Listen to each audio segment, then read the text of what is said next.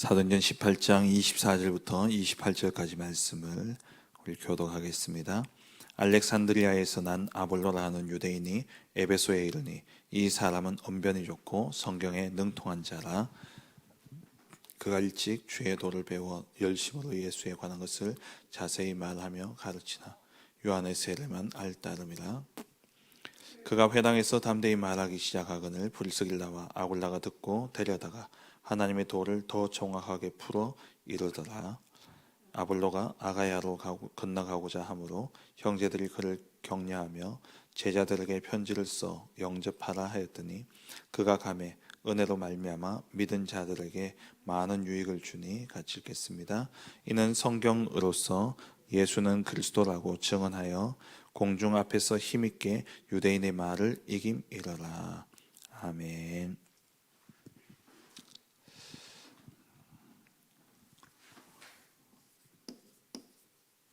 237 나라와 5천 종족을 살릴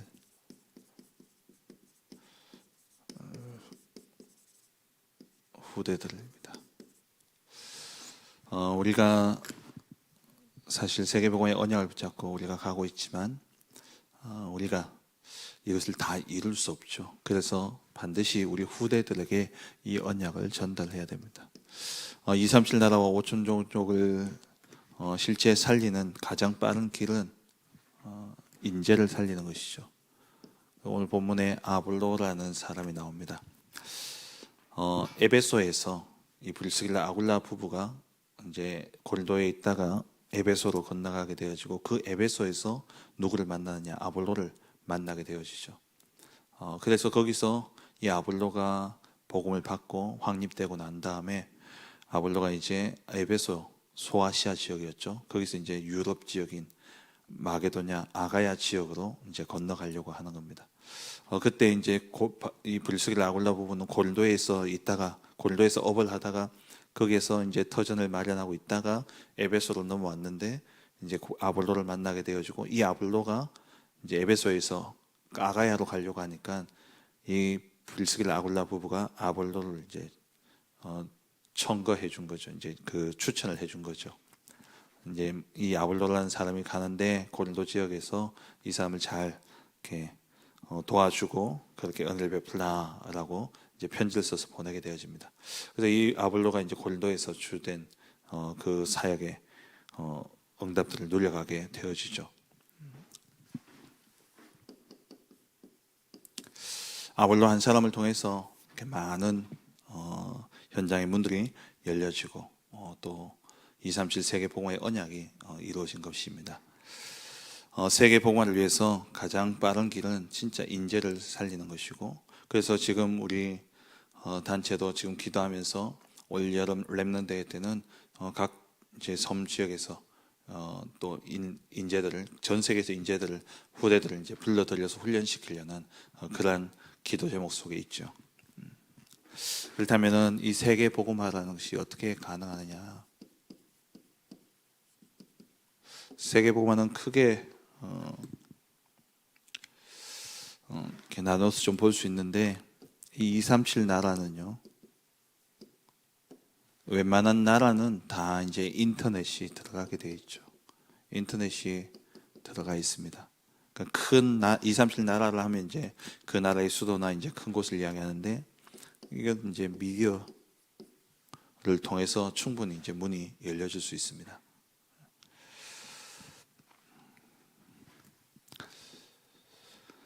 그런데 문제는 뭐냐? 5천 종족이죠. 이건 미전도족 속이면서 또 이렇게 사람들이 쉽게 들어갈 수 없는 그런 부족들입니다. 여기는 미디어나 인터넷이 통하지가 않죠.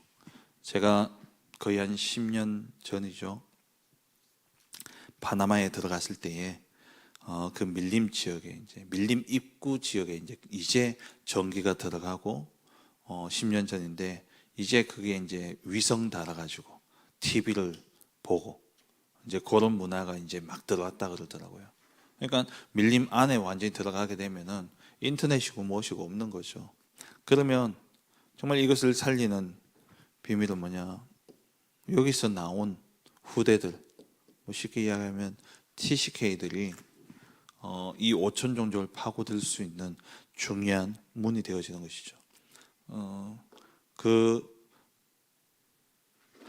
거기에서 이제 도시로 나오거나 이제 그 5천 종족 거기에서 이제 공부하러 나오거나 이렇게 나온 후대들을 통해서 복음화가 이루어지는 겁니다. 그리고 지금 또 물론 5천 종족 안에 포함되겠습니다만은 섬나라 같은 경우에는요, 인도네시아나 또 바누아투나 저 오세아니아 지역이나 이러한 나라들, 또 필리핀 이런 나라들 가운데 섬들은요, 섬은 뭡니까?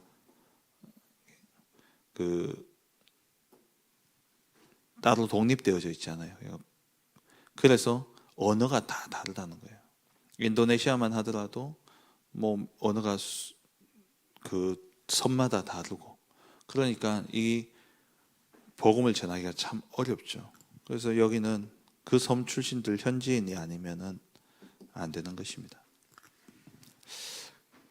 그래서 우리가 이들을 불러서 진짜 복음을 심어서 보내야 된다는 거예요. 237은 그냥 인터넷으로 미디어로만 해도 충분하지만 왜 우리가 올해 저 오세아니아 지역의 섬 지역에 있는 그러한 렘넌트를 초청하려고 하느냐? 이들을 진짜 복음화시켜서 이들을 통해서, 왜 우리가 들어갈 수 없기 때문에 언어도 다르고 또 우리가 거기에 들어가서 생활도 사실 하기 힘듭니다. 우리가 다른 나라 가서 음식 먹는 것만 해도, 큰 도시에 가서 그 나라의 음식 먹는 것만 해도 힘들어요. 또 어떤 나라는 가면 특유의 그 향이 있습니다. 그 향 때문에 또 힘들어요. 그래서 우리가 다 할 수 없기 때문에 정말 그들을 불러서 복음화시켜서 보내야 되는 거예요. 이게 너무나 중요하죠. 그럼 이들을 불러서 뭘 가르쳐야 되느냐? 하나님이 주신 것이 있죠. 갈보리산 언약, 정말 그리스도로 완전 결론 나야 됩니다. 복음으로 그리스도 안에서 다 끝났다. 요한복음 19장 30절에 다 이루었다 말씀하셨죠. 복음으로 완전 결론 나도록. 그리고 감람산 언약, 이것은 중요한 미션이죠.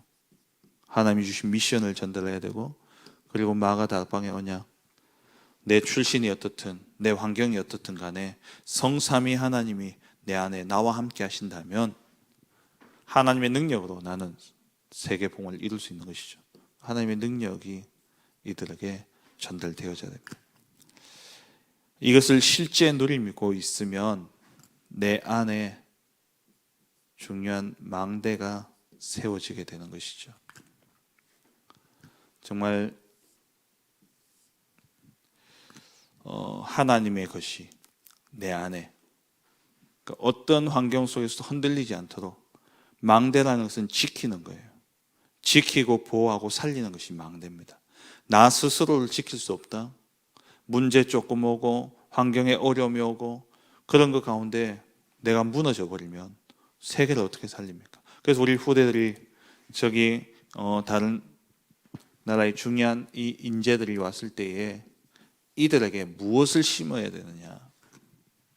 이들이 어떤 현장에 가더라도, 어느 현장에 가더라도 하나님이 주신 그 망대를 가지고 기도할 수 있도록, 성삼위 하나님의 나와 함께 하시는 그 속에서 진짜 나는 내가 있는 이 섬이, 내가 있는 이 집이, 내가 있는 이 환경, 이 나라가 나의 배경이 아니라 하늘 보좌가 나의 배경이라는 거예요. 그래서 지금까지 내 삶이 어떠했든 간에 나의 과거, 현재, 미래 복음으로 다 회복되어지고, 그 속에서 위로부터 주시는 하나님의 능력, 그 힘 가지고 공중권세 잡은 자를 끊는 것이죠. 이 영적 싸움을 승리하면서 미리 미래를 보고 가는 겁니다. 언약의 여정을, 하나님이 나를 향한 언약의 여정을 미리 보고 가면서 작품을 남기는데 그게 세 가지 뜰이죠.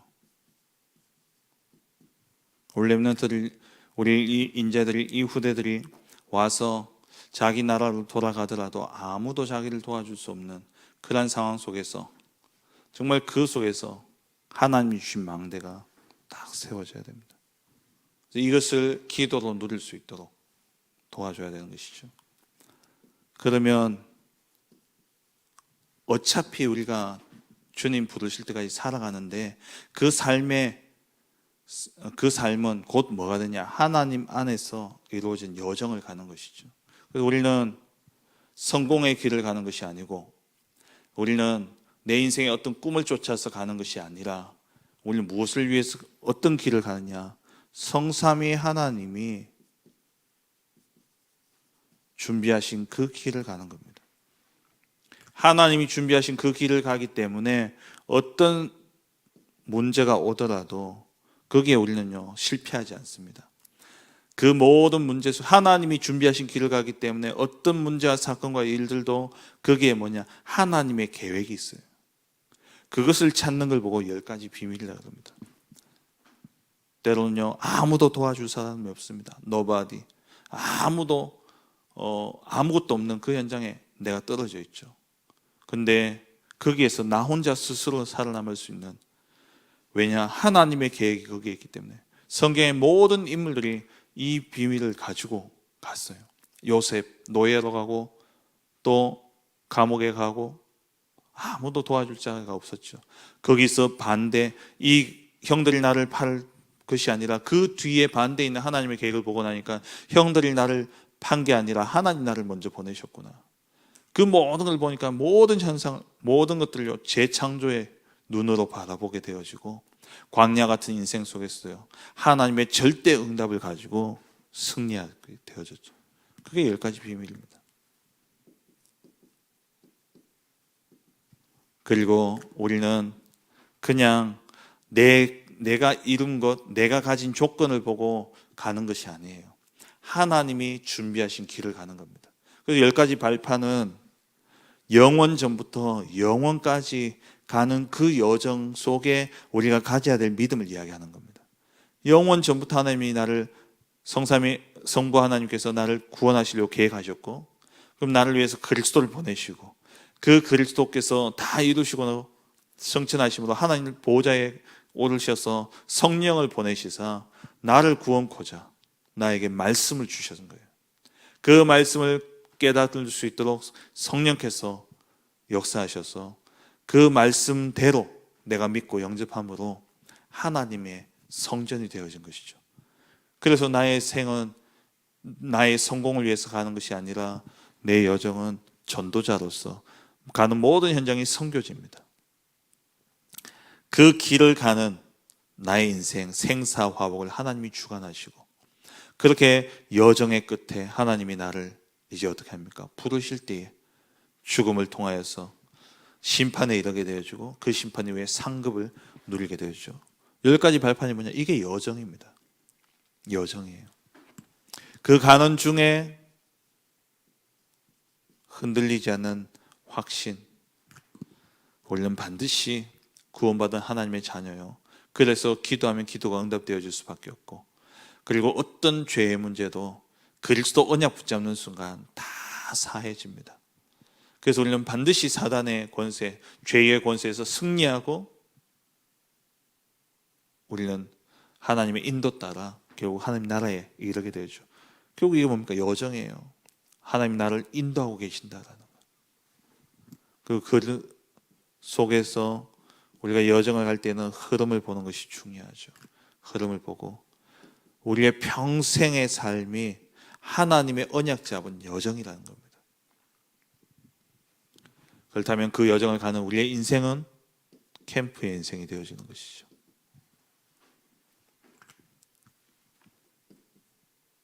이 여정을 가기 때문에 우리에게 뭐가 필요하냐? 이정표가 필요합니다. 집에만 있으면요 이정표가 필요 없어요. 내가 어떤 길을 가야 되기 때문에 그 길을 인도하고자 중간중간에 이정표를 세워놓은 겁니다. 우리가 덕평을 갈 때에 이정표를 보면서 가지 않습니까?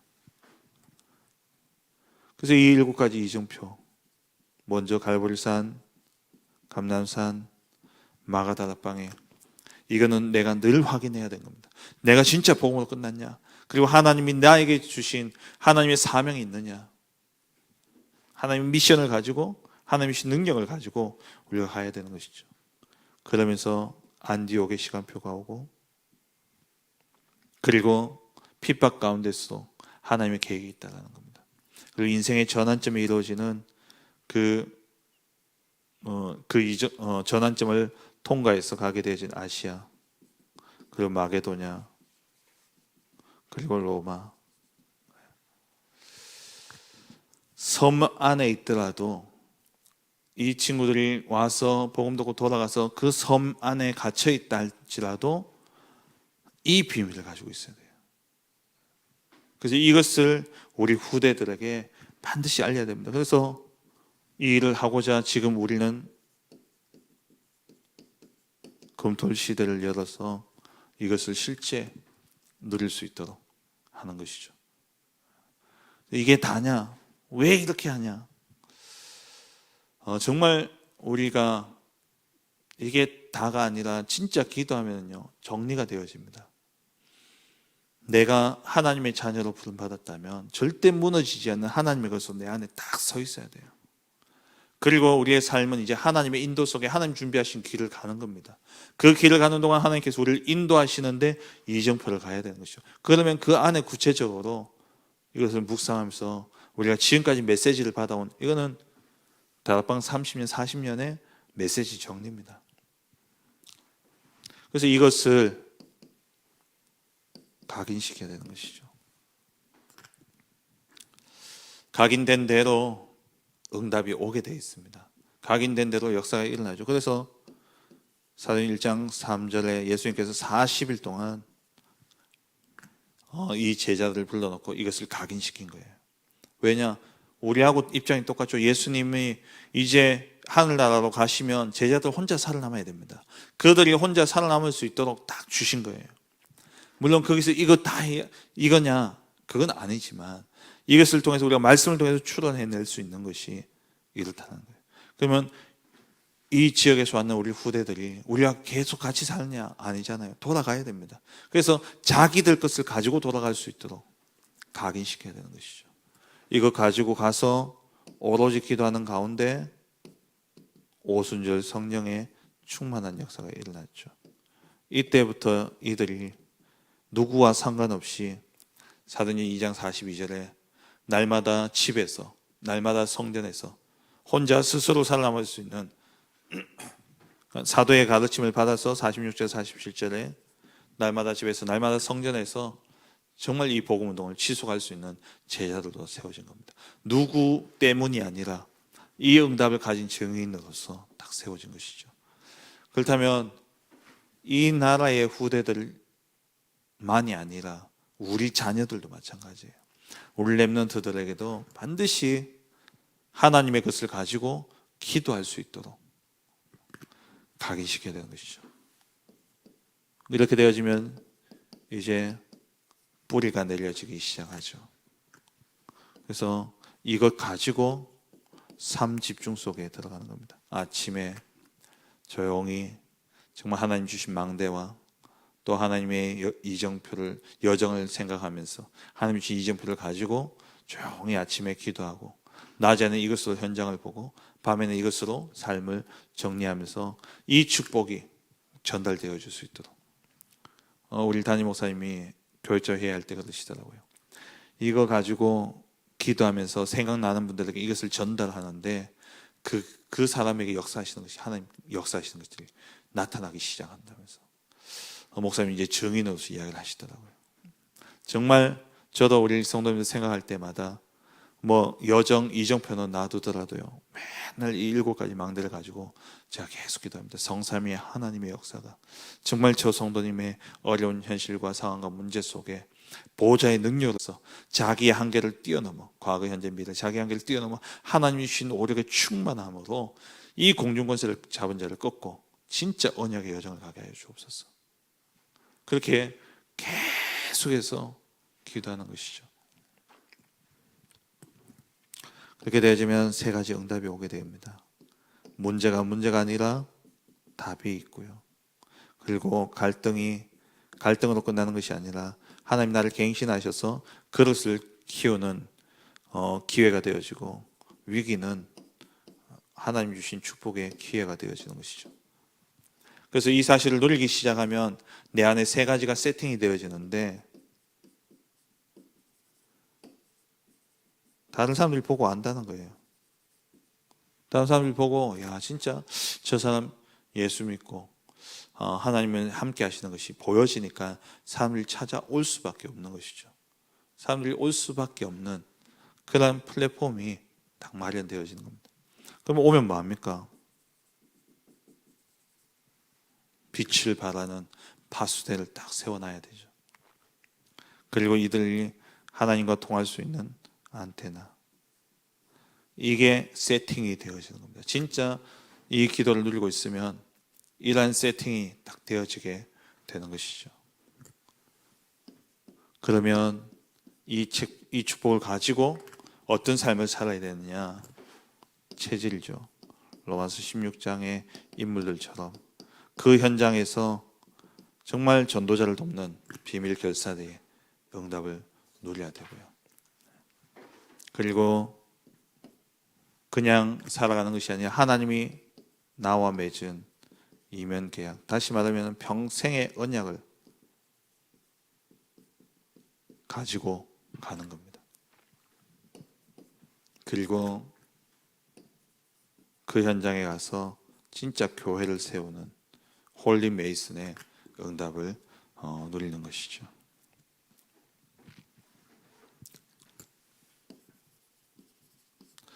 그래서 우리 안에요, 진짜 절대 망대가 세워져야 됩니다. 이 축복을 그냥 메시지로 듣고 그냥 흘려 들어버리면은요, 뭐 저렇게 용어가 많고 뭐 저렇게 복잡하냐 하는데, 이것을 가지고 진짜 편집해 보세요. 말씀을 가지고 확인하면서 말씀을 정리하고 말씀을 가지고 편집하면 반드시 이 속에서 답이 보여집니다. 저는 물론 이제 용어들이 조금 이제 생소할 수는 있겠지만은 이 의미들은요, 성경에 그대로 진짜 우리에게 필요한 거예요. 그렇다면은 이게 편집되어지면 진짜 메시지가 나오면은 그냥 받는 것이 아니라, 또 메시지가 나오면은 그냥 또 이렇게 거부하시는 분들도 계셔요. 그게 아니라 이 말씀의 의미와 본질을 생각하면서 말씀으로 자꾸 확인을 상고하셔야 돼요. 그게 편집이죠. 그러면 이게 답이 되어집니다. 그럼 이 속에서 하나님의 계획이 보여지죠. 아, 하나님이 정말 우리 마지막 시대에 우리 후대들에게 이 비밀을 전달해서 정말 그 힘 가지고 세계를 살리도록 하게 하시는구나. 하나님의 계획이 보이니까 거기에서, 그 속에서 뭐가 나오냐? 설계가 되어지는데, 금토일 시대, 이 설계 속에서 현장을 딱 보니까 현장에 맞는 디자인이 딱 되어지는데, 이제 금토일 시대라는 이게 나오게 되어진 것이죠. 우리 현장에서 오늘 이 메시지는 사실 뭐 지금까지 나오는 메시지 흐름을 이제 완전히 요약한 것이죠. 이번 주 이제 본부 2부 때 목사님이 237 선교위원회 때 주셨던 말씀입니다. 정말 우리가 237 나라 세계복음을 한다고 친다면 우리가 그냥 막연하게 하는 것이 아니에요. 정말 어떻게 해야 될 것인가 기도하고 들어가 보니까 이게 그냥 우리가 가서 되는 것도 아니에요. 제일 빠른 길은 똑똑한 인재를 불러가지고 언약 심고 보내는 겁니다. 초창기 우리 나라의 복음의 역사처럼.